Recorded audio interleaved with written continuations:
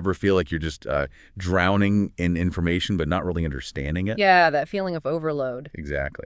So today we're doing a deep dive into Kadir Kubasic's book, Classic, that's Classical Logic. Our main source is, well, the book itself and some background info on Kubasic from inside it. Right. And the mission really is to kind of pull out the core essence, see why this classical stuff might actually help sharpen your thinking today. Well, what's super interesting right off the bat is Kubasic himself, his background. Oh, yeah. Tell us about that. He was an art director in advertising for over 25 years. Wow, okay. Seems different from logic. Kind of, but alongside that, he was seriously studying philosophy, logic, art history, geometry. A real mix. Got degrees from Yıldız Teknik, a master's from Galatasaray in marketing communication, and he's still studying philosophy. So a really interdisciplinary mind, creative and analytical. Exactly, and you can feel that in the book. Classic apparently came out of roughly 10 years of his own observations, experiments, thinking about this stuff. 10 years, so it's not just a quick textbook summary? No, not at all. It feels more like a guide to thinking itself. For anyone, really, not just academics. It makes sense. So how does it approach logic? Is it super technical? That's the key thing, it's not. He manages to explain these potentially really complex logic ideas in a way that's simple, clear, understandable. Okay. It does trace the history. It starts with Aristotle, lays out the principles, concepts, propositions, how we infer things. The basics of classical logic. Right, the core components, but always with examples, explanations to make it click. So it's not just about memorizing rules then, it's more active. Precisely. The book really frames logic as a thinking practice, something you do, not just information you learn. It's about learning to think. I like that, learning to think. And what's cool is it goes beyond just the mechanics. It gets into the philosophy behind it too. How so? It explores the sort of ontological and epistemological side, why logic even matters for understanding reality, for knowledge. It asks the why, not just the what. Okay, so it gives you the bigger picture. Yeah. And the structure seems really well thought out. It builds this systematic foundation, explaining what logic is, how it works, and crucially, why it's needed. A vital tool for, all thinking. And it covers the fundamental concepts. Yeah. Like propositions and inferences. Oh, yeah. Proposition statements, basically. Inferences, how you get from one idea to the next. Predicates, universal versus particular, all that core stuff. But simply put? Simply but powerfully.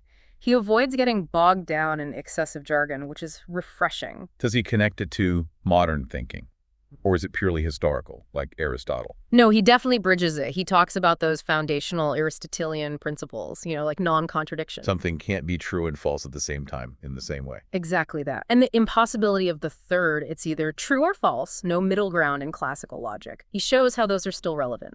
How does he do that? Make it relevant? Well, he blends that scientific rigor with intuitive explanation. He pulls in his own experiences, observations, making abstract ideas feel more concrete, relatable to just everyday life. Right, bringing it down to earth. And the book itself is structured very carefully. Each chapter seems to build on the last one. Takes you on a journey. Sort of, yeah, guiding the reader through layers of understanding. The book calls you a logic traveler. It's about disciplining the mind. Less teaching, more revealing the process of thinking. That's a good way to put it. A guide that reveals the intricacies. Okay, now I saw something about a huge number of questions. Ah, yes.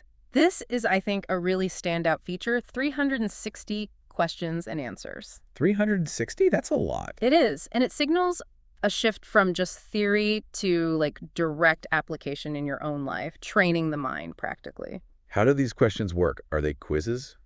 Not exactly quizzes. They're designed to link the abstract principles to everyday stuff. So they might present a concept, then maybe a daily life scenario, a news headline, a statement someone made. And make you analyze it logically. Right, to create that mental awareness, evaluating things based on logical principles, not just gut feelings. And the answers explain the why. Yes, that's crucial. It's not just correct or incorrect. The answers explain the reasoning, the why behind the logical assessment, fosters understanding, not just memorization. That sounds incredibly useful, like a workout for the brain. Yeah, totally. The book basically becomes a kind of mind laboratory. Each question is an experiment, each answer an observation. Demonstrating logic is a life skill, not just, a philosophy class topic. Yeah, exactly. That's the bridge. Connecting the theory to actual practice through these questions. That's its key contribution, I think. So wrapping up, classic Matek sounds like much more than just an academic text. Oh, absolutely. It feels like it embodies a real belief in the value of thought, of intellectual effort. And the goal is clearly to make the reader an active participant, an active thinker. Mm-hmm. By showing you how these concepts play out day to day, especially with those questions. It sounds pretty unique, especially maybe among Turkish logic books, because of its scope, the language, that application focus. Seems that way.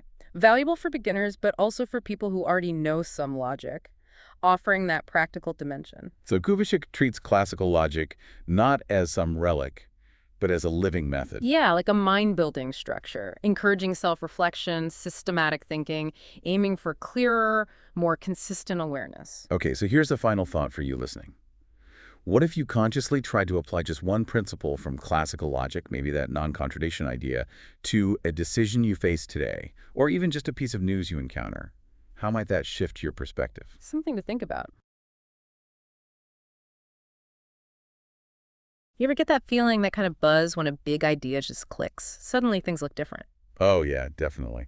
That's sort of the adventure we're starting today, isn't it? It is. We're diving into some pretty foundational philosophy concepts. Inspired by this really accessible book, Kadir Kubasic's 5 Yaşındaki Çocuk. It makes some deep ideas feel, well, surprisingly straightforward. Yeah, it's written with this, like, real joy in sharing knowledge. The aim seems to be weaving philosophy into just, daily thinking. Exactly. And our mission here is basically to unpack a few key ideas from the book, give you a bit of a shortcut to seeing why they're useful. Okay, let's jump in. First up, axiom. Axioms. Right. Kubasik frames these as the rules of the game for how we understand things. So they're like the absolute basics, stuff we accept without needing proof. Pretty much. Think 2 + 2 = 4. That's the book's example. Oh, okay. It's a starting block, something foundational that we build on, in math, science, even philosophy itself. Makes sense. Okay, what about Alton and Orta? The golden mean. Sounds like balance. It is, exactly. Finding that middle ground. Yeah. Not too much, not too little. Uh-huh. The book has this great analogy with swinging on a swing set. Oh, yeah? Yeah, swing too high, you might fall. Don't swing at all, well, it's no fun. The golden mean is that perfect spot, fun and safe. I like that. Simple but effective. Yeah. And the book uses sugar intake too, right? Like occasionally is the golden mean. Exactly. It's about moderation. Yeah. And you can apply that idea to loads of things. Like what? Well, work and rest, for instance, finding that balance. Or even virtues like courage being the midpoint between, say, recklessness and cowardice. Interesting. Okay, next. Analogy. Yeah. Analogy. This is when we compare things, right? Saying something is like something else. Spot on. Using something familiar to explain something, well, less familiar. Uh-huh. Kubasik uses the sky is like a blanket. Because they both cover us. Yeah, and they're both vast. It Yeah. helps bridge understanding. Super useful for learning complex ideas, even creativity. The book mentions steps, doesn't it? Compare, find similarities, explain. It does, but it also adds a note of caution. Which is? To think critically. Analogies aren't perfect mirrors. They can be helpful, but you need to see where the comparison, breaks down. Right, so don't take them too literally. Always check the limits. Exactly. That's key to not getting misled. Good point. Okay, let's shift gears a bit. How we know things. A posteriori. Knowledge from experience. Yes, precisely. Learning through your senses, through observation. Like seeing the wet ground and figuring out it rained. That's the book's example, isn't it? It is. Or feeling heat from a stove, tasting ice cream. It's direct sensory input giving you knowledge.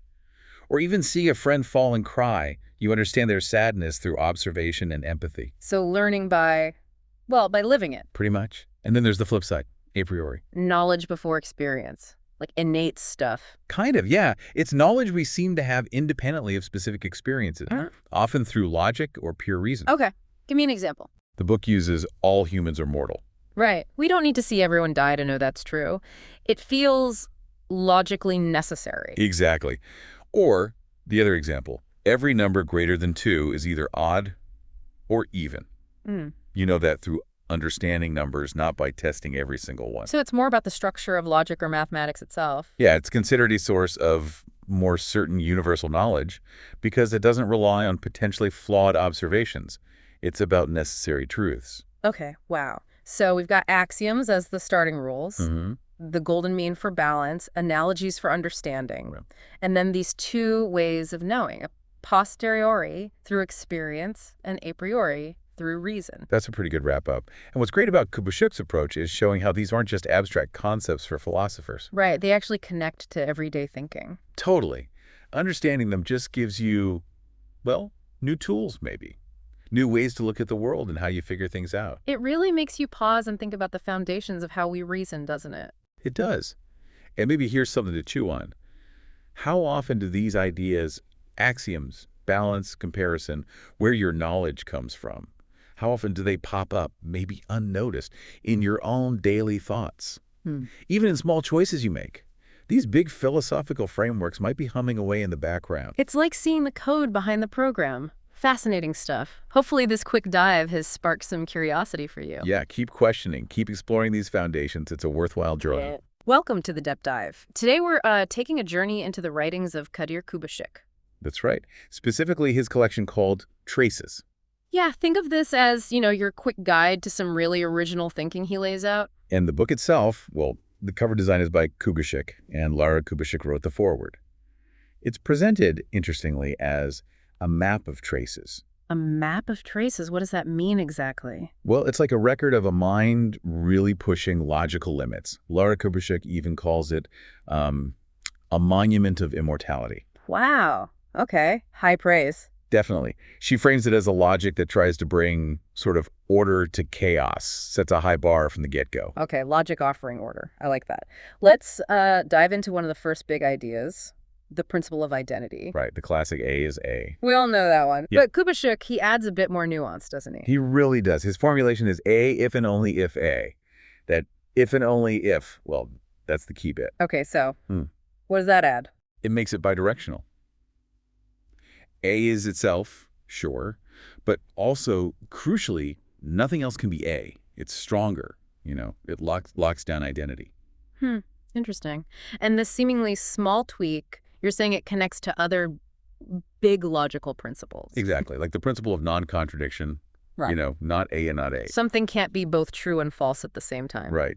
And also the law of the excluded middle A or not A. Something has to be one or the other. Okay. Kubashik shows his A if and only if A is actually logically equivalent to both of those. So if A is always and only A, it kind of forces the other two principles to hold true as well. Pretty much. It implies them.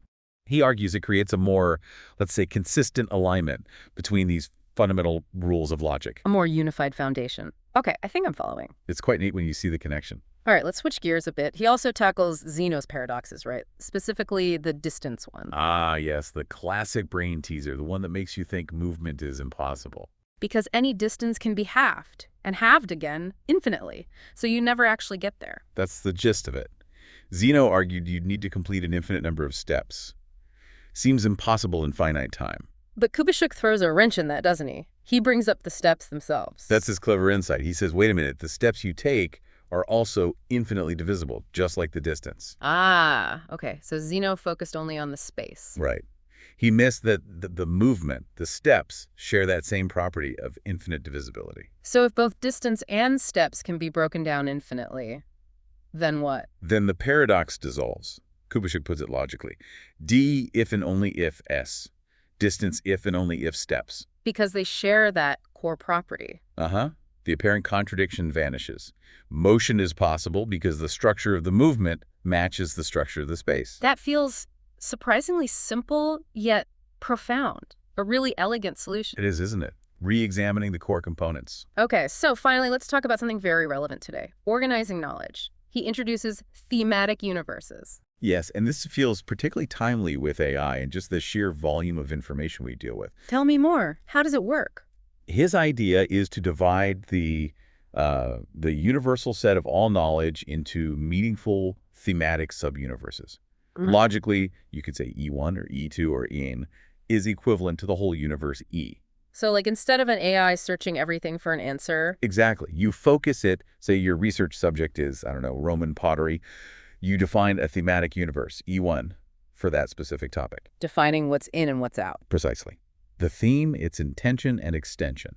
This creates these focused subsets. And the benefit is? Efficiency. Massive efficiency gains. Yeah. Research, hypothesis generation, it all becomes faster because you're working within a relevant, manageable set, not the overwhelming everything else, the vast non-A. Makes sense. You're not wading through irrelevant data. Exactly. And he sees this applying broadly, not just AI. Like in other fields. Yeah, linguistics, history, philosophy, anywhere you need focused inquiry.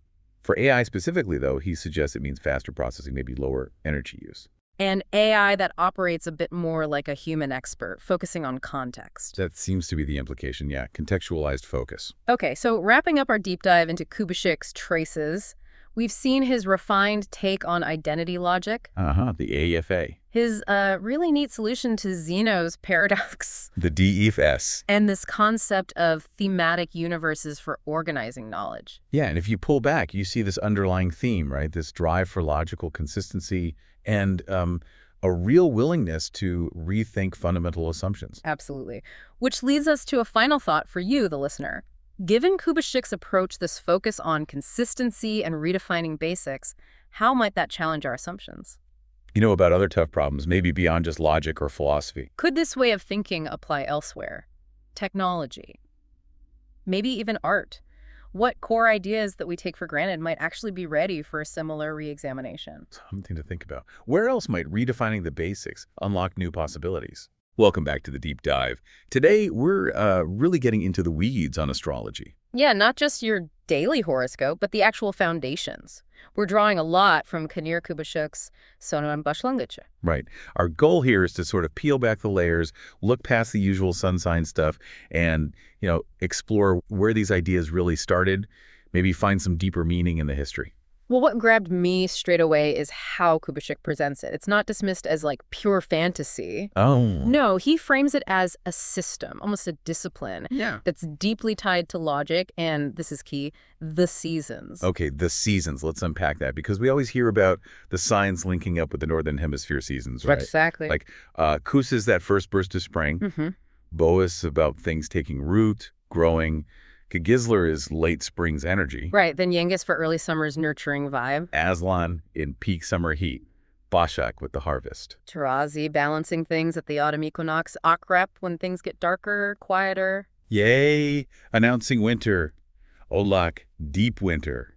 Kova looking ahead to spring. And Bulak, those first subtle signs of new life returning. That whole cycle. And here's the catch, I guess. This is where it gets really interesting, yeah. Those dates, those seasonal feelings, they just don't line up if you're in the Southern Hemisphere. Okay. But astrology uses the exact same symbols, the same meanings everywhere. So that raises a big question. If astrology is a kind of design, like the source suggests, where was it designed? Precisely. Kubitschek's argument is pretty strong. It points very clearly to the Northern Hemisphere, rooted in its specific climate cycles. Which brings us to the building blocks, the archetypes. The core ideas behind each sign. Kos, Boda, Kizler, Yengiz, Aslan, Başak, Tarazi, Akrep, Ye, Olak, Kova, Balik.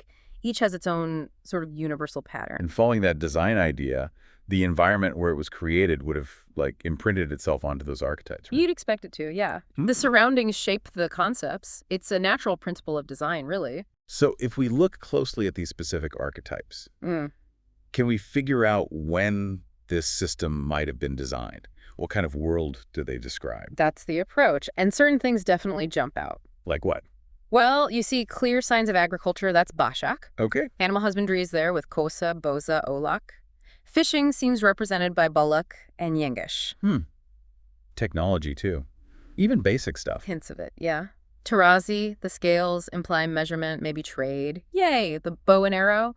Kova, the water bearer, suggests containers, maybe irrigation tech. And hunting. Definitely Ye again, and Aslan, the lion. Trade is maybe hinted at more broadly by Tarazi. Perhaps Balak and Kova, too, thinking about transport or goods. And what about Ikisler, the twins? Kubitschek suggests a Kizler might represent the people themselves, the community of that era. Interesting. So the source connects all this symbolism to a time when people were really, really tuned into the sky, the stars, the natural cycles. Exactly. A time before maybe our modern disconnect. Their lives depended on understanding these patterns. And historically, Kubitschek points a finger directly at Mesopotamia. Yeah, specifically Sumer and Babylon, roughly 3000 to 2000 BCE. Think about it, early agriculture, massive reliance on seasons, and they were meticulous sky watchers. It fits. It really does align with those archetypes we just listed. And he refines the timing even further. He links it to the broader Sumerian civilization, which goes back to maybe 4000 BCE, Okay. and connects it, quite intriguingly, to the traditional Jewish date for creation, 3761 BCE. Wow, that's specific. So that overlap. That overlapping period becomes really significant in his analysis. He argues that the social structure, the technology, the whole way of life around that specific time, around 3761 BCE, Is reflected in the zodiac archetypes. that's the claim. He maps it out. Bashik and agriculture, Kos, Bosa, Olak and animal herding, Balik, Yengus and fishing, Tarazi, Ye, Kova, showing their technology level, Akrep maybe even reflecting the local geography, the scorpion being common there, Ye, Aslan for hunting, Balik, Kova, Tarazi hinting at trade routes, and Kisler as the people. It's quite a detailed picture he paints, linking it all back to that specific time and place. It really underscores how influential that ancient Mesopotamian world was. It's not just some dusty history. Its ideas have had this incredibly long reach. So, considering where Kubashuk argues these ideas originated and how these ancient archetypes seem to echo through time, maybe even connecting to things we see today, as he hints at later, here's something to think about. If we understand these foundations, this specific historical and environmental context, does that give us a new way to look at why astrology, these ancient concepts, still feel relevant or resonant for so many people, even now? A powerful question to leave things on. Definitely something to mull over. Thanks for diving deep with us today.